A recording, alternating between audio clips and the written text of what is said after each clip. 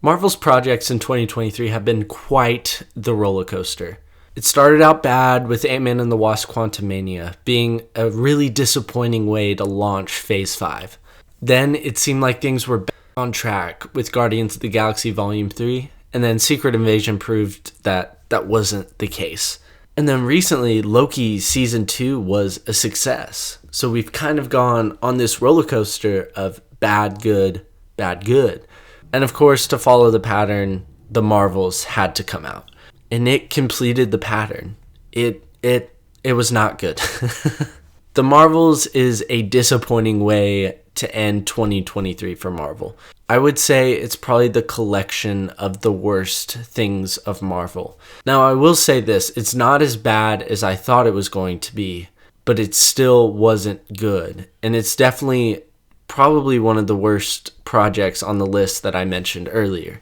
Ultimately, The Marvels is just another generic superhero movie with a generic, uninteresting supervillain with three main protagonists that the audience doesn't really care about. I would say Ms. Marvel's an exception to that. And really, with the exception of the end and the mid-credits scene, if you take this out of the MCU, I don't think it changes a thing.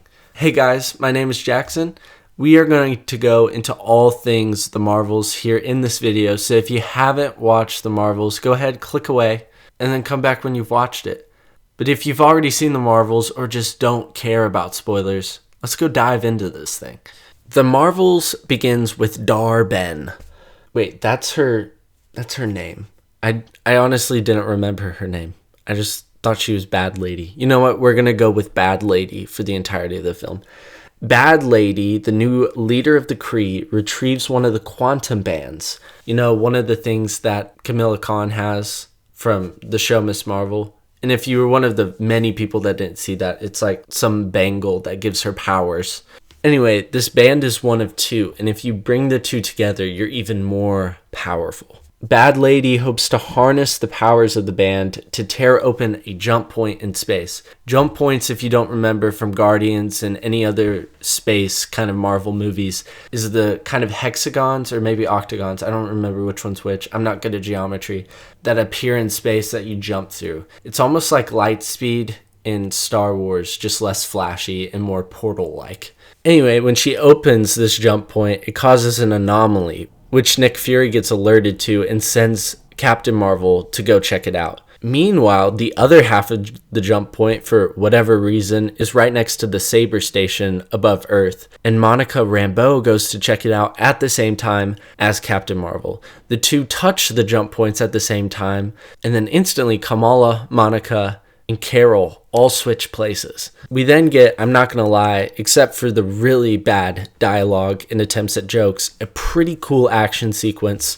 with all three characters switching between their powers and having to fight different enemies at different points in time. It's really cool, and I think they did really well with this sequence. After the fight, we then learn that the three ladies switch places because they share light-based powers. And due to quantum entanglement caused by the touching of the jump points, they now switch places whenever their powers are used at the same time. The three then travel to a Kree refugee homeworld named Tarnak, where the Kree and the Skrull try to reach a deal to end the war. However, once the Marvels show up, the Bad Lady decides negotiations are off and opens another jump point, which takes away all the air from Tarnak and brings it back to Hala. The Marvels try their best to evacuate everyone on the colony, but ultimately fail, only taking as many as they can, much to Kamala's frustration,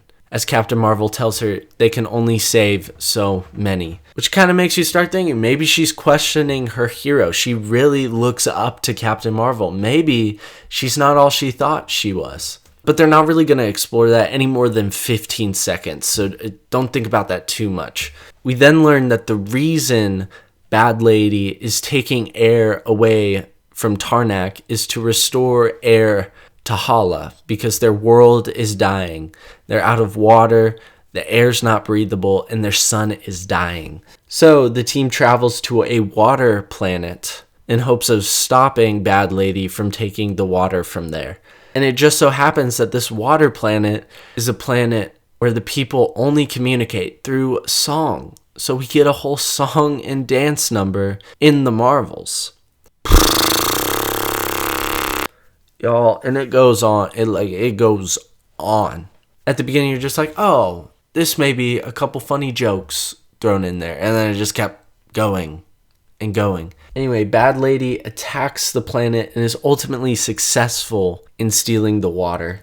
And the Marvels retreat to a distant planet in hopes of keeping Bad Lady from stealing Kamala's part of the quantum bands. It's there we learn why Hala is dying, and it's because Captain Marvel, after the events of the Captain Marvel movie, went to Hala and destroyed the Supreme Intelligence, the AI that was controlling the entirety of Kree civilization, including the planet, apparently. I don't know how an AI controls the health of a sun, but apparently it was. Captain Marvel destroying it also caused a Kree civil war, which also led to the losses of essential natural resources. So now, in retaliation, in an act of revenge, Bad Lady is trying to take all these natural resources from places that Carol loves. We then learn that Bad Lady is going to the Milky Way to steal the sun, to reignite Hala's sun. In an epic final showdown, the Marvels fight Bad Lady and seem to be successful in stopping her, but she steals Kamala's part of the band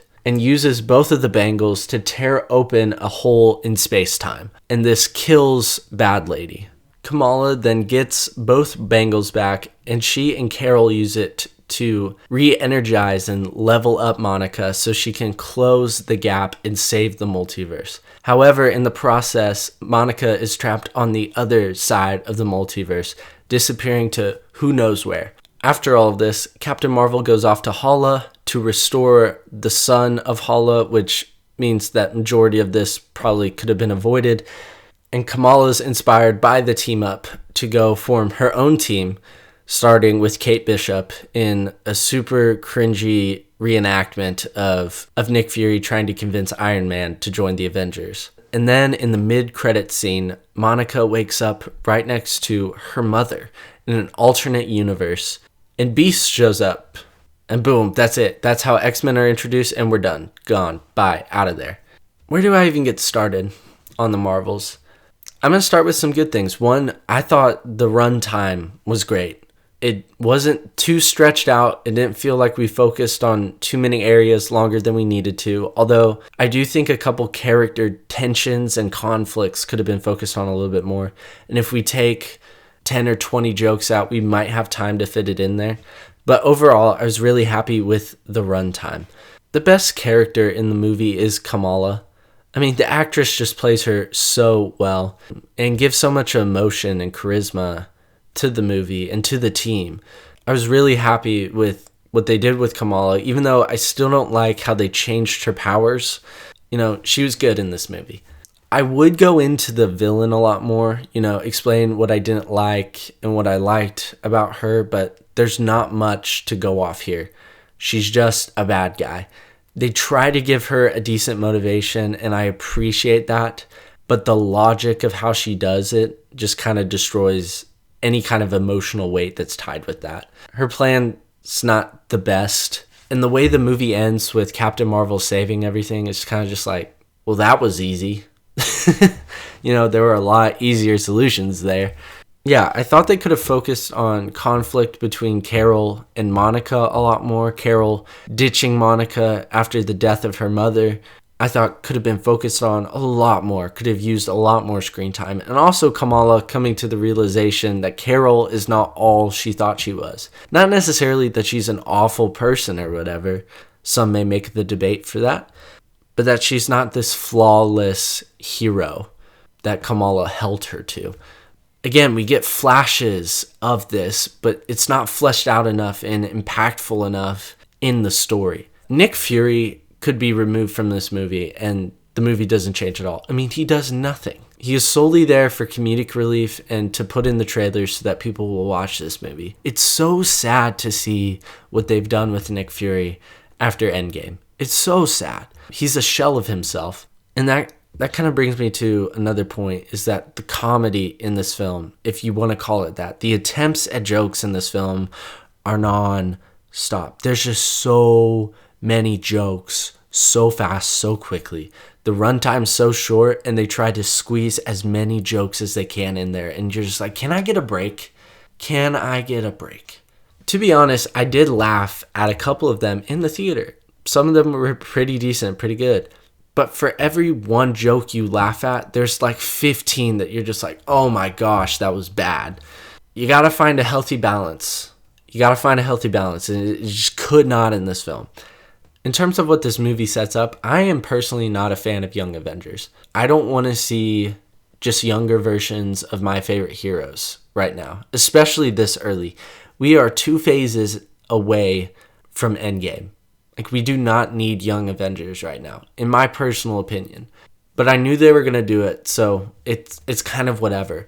But to do it in this way, to introduce the idea in this way, oh, it was so bad. I was sitting in the audience physically cringing from the scene. It's one thing to try to recreate Nick Fury recruiting Iron Man with like a couple, maybe 1 or 2 lines, or like referencing it within the scene. But to do the entire reenacting is just way overboard. It's just way too much. And then also the mid-credit scene, like, this is how you want to introduce the X-Men? I know technically they were introducing Multiverse of Madness, but really, Kevin? Really, Marvel? This is how you want to introduce the X-Men? Talk about the most anticlimactic way to introduce the X-Men to the MCU. Terrible. There are so many other cooler, better ways you could have gone about this, and you choose to stick it into the mid-credit scene of The Marvels, a movie you know that most people probably aren't going to go watch.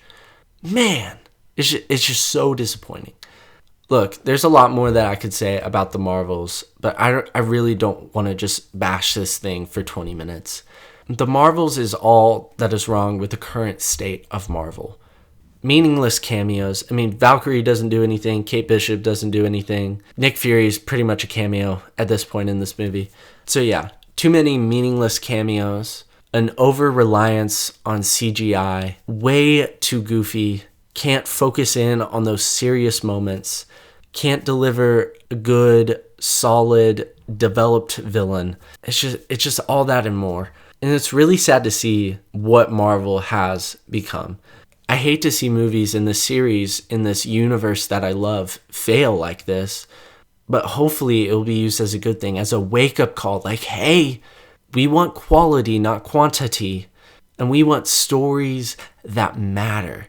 We want more grounded stories as well. And we want stories that point to something. This does not point to Kang at all. We need more stories that point to the larger picture, not just generic superhero movie tropes that we can throw in to maybe make a couple $1 million. But yeah, that's what I thought about The Marvels. Let me know what you guys thought down in the comment section below. Was it actually good? Was it bad? Let me know. But as always, I appreciate y'all stopping by, watching the video. I love you guys. I hope you have an incredible day. And until next time, peace out, bro skillets.